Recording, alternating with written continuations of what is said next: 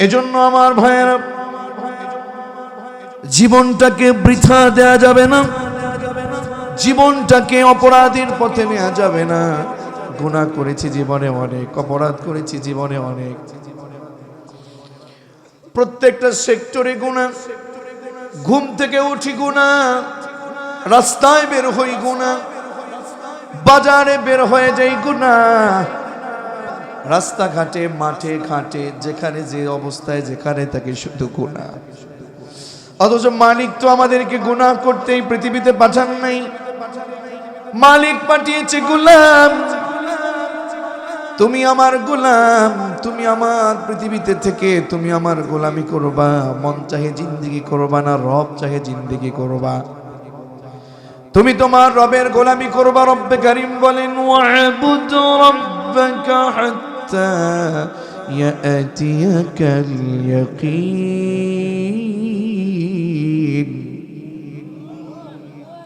মুখে কি আওয়াজ নাই? বোবা কিছু শ্রোতা আছেন নাকি এখানে? আবার বোবা শ্রোতা আছেন? একটু ইমানি আওয়াজ দিয়ে বলেন তো লিল্লাহি তাকবীর, লিল্লাহি তাকবীর। আল্লাহ তাআলা বললেন, ও চৌগাছার মুসলমান, তোমাকে বানিয়েছে কে? হাত দিয়েছে কে? চোখ দিয়েছে কে? কান দিয়েছে কে?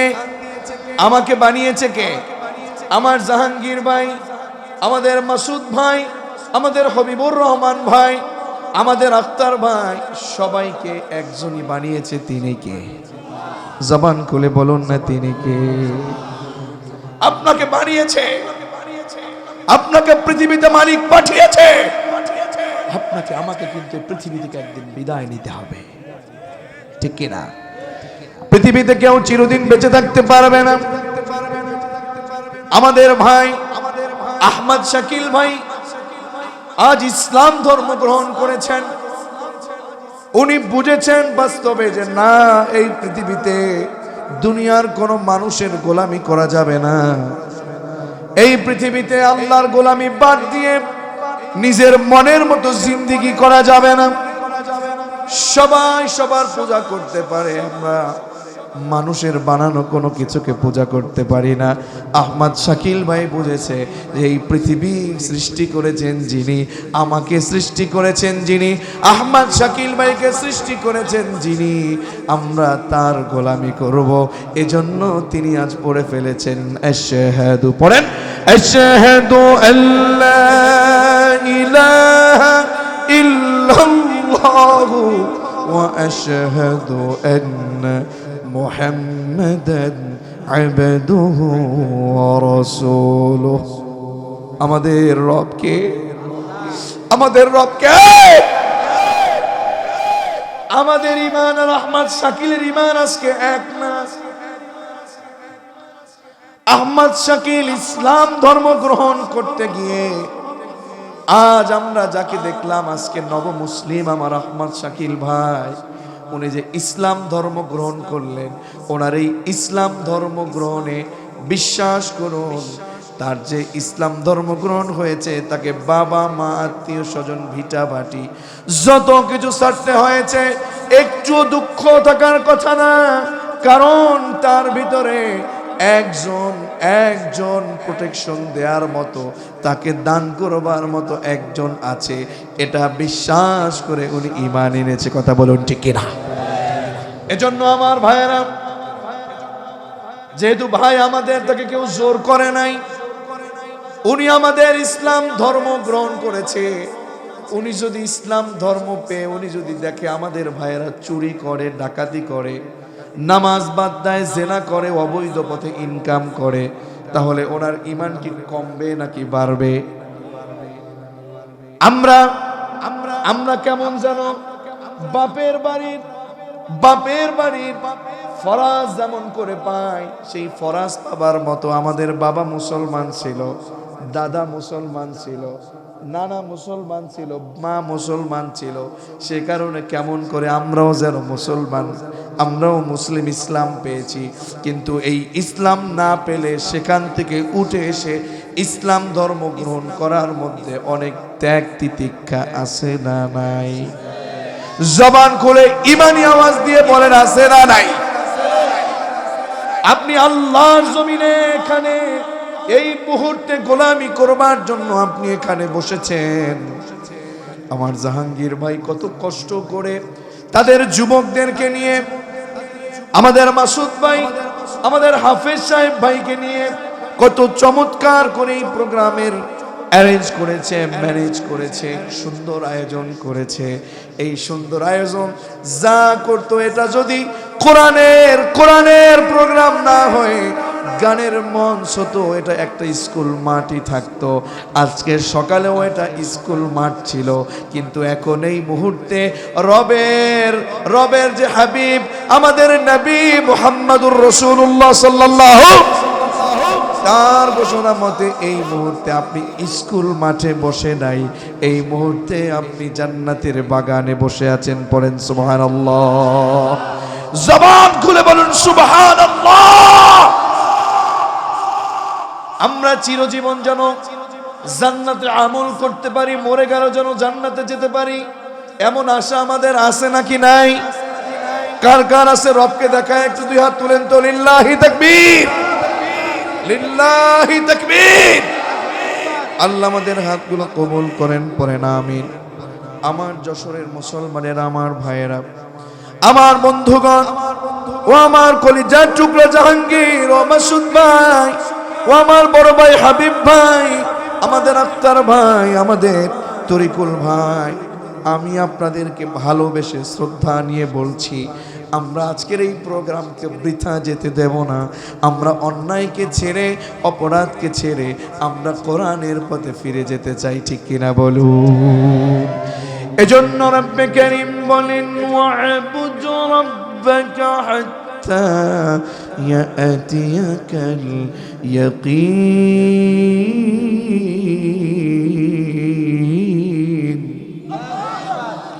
আল্লাহ তাআলা বলছেন, ওয়া'বুদ, গোলামি কর, দাসত্ব কর, গোলামি কর। কার করবি? রব্বাক, তোমার যে রব আছে সেই রবের গোলামি করতে হবে। রবকে? আল্লাহ। সে রবকে পেয়ে আমরা খুশি না বেজার? সে রবকে পেয়ে আমরা খুশি না বেজার? মানুষ জানে না, বোঝে না, জ্ঞান নাই, সুযোগ হয় নাই, তাই কেউ চাঁদের পূজা করে, কথা বলেন না কেন? কেউ সূর্যের পূজা করে, কেউ মাটির পূজা করে। আমরা তাদেরকে ভালোবেসে বলছি, তাদেরকে, তারাও আমাদের ভাই, তাদের মতো করে তারা মানে লা ইকরাহা ফিদ্দীন, দিন নিয়ে বাড়াবাড়ি তারা মানছে। কিন্তু আমরা পেয়েছি রব হিসাবে কাকে? এই পৃথিবী কার?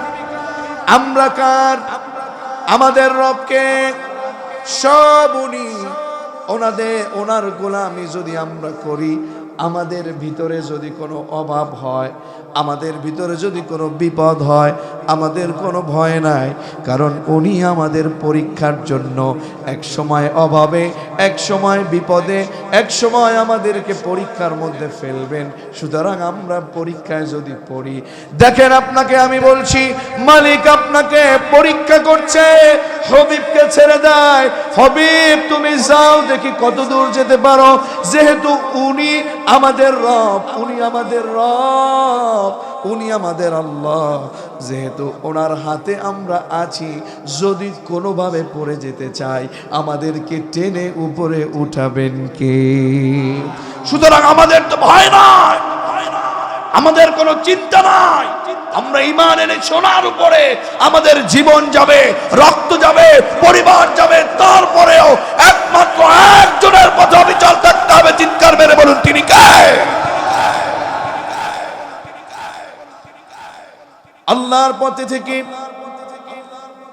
আল্লাহর পথে থেকে যদি জীবনটাকে বিলীন করে দেয়া যায়, এই জীবন দেওয়ার মধ্যেও মজা আছে না নাই?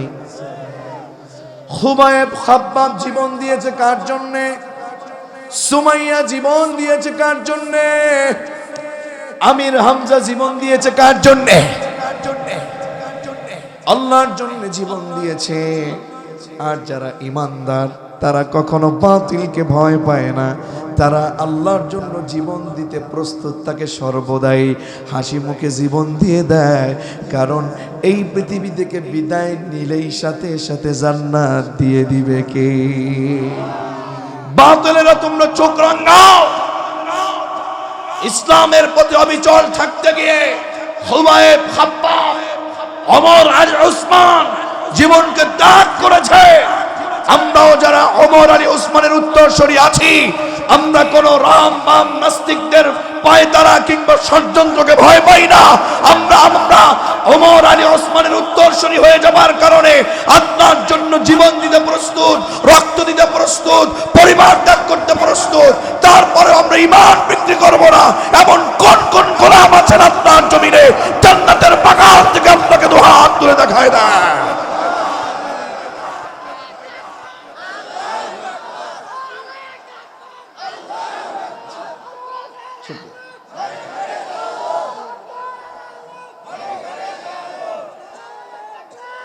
আমার ভাইয়েরা, না না, পৃথিবীতে যতদিন বাঁচবো গোলামি করবো কার? আল্লাহর পথে জীবনটাকে বিলীন করে দিতেও কোনো কষ্ট ইমানদারের হতে পারে? হাসি মুখে জীবন দেয় কার জন্যে? এই পৃথিবীতে সবচেয়ে বড় জালেম, এই পৃথিবীর ইতিহাসে আদি থেকে অনাদি এই পর্যন্ত যা আছে, সবচেয়ে বেশি নিজেকে ক্ষমতাবান মনে করেছে ফেরাউন। কথা বলে না, কারণ কথা আজকে বলতে হবে। ইনশাআল্লাহ এমনও হতে পারে আগামী দিন আপনি বেঁচে নাও থাকতে পারেন, আগামীতে আমি আব্দুল্লাহ মামুন নাও থাকতে পারি, কিন্তু এসেছি যেহেতু কোরআনের কথা আমাদেরকে বলে যেতে হবে ইনশাআল্লাহ। এই পৃথিবীতে সবচেয়ে বড় জালেম ছিল ফেরাউন। ফেরাউন নিজেকে রব দাবি করেছে, শুধু রব না, সে বলেছেন আনা রাব্বুকুমুল আ'লা। ঠিক কিনা? আমাদের রব কে? ফেরাউন যদি বলে আমি তোমাদের সবচেয়ে বড় রব, আমরা মানবো নাকি? ইভেন তার ঘরের যে স্ত্রী, সেও তাকে মানলো না। কারণ মানবে কেমনে? পৃথিবী তো ফেরাউন বানায় নাই। কথা বলেন না কেন? আজকের যুগেও নিজেদেরকে এত বেশি মনে করে ফেরাউনের চেয়ে বড় হয়ে যেতে চেষ্টা করছে। ফেরাউনের মতো হয়ে আল্লাহর দ্বীনের পথে যারা আছে তাদেরকে ষড়যন্ত্র করে, জুলুম করে বিভিন্নভাবে দুনিয়া থেকে বিদায় করার পায় তারা চালায়। আমরা বলবো তারা আর কেউ নয়, তারা আবু জাহেলের উত্তরসূরি, ফেরাউনের উত্তরসূরি। ওরা জাহান্নামী ছাড়া আর কিছু হতে পারে না।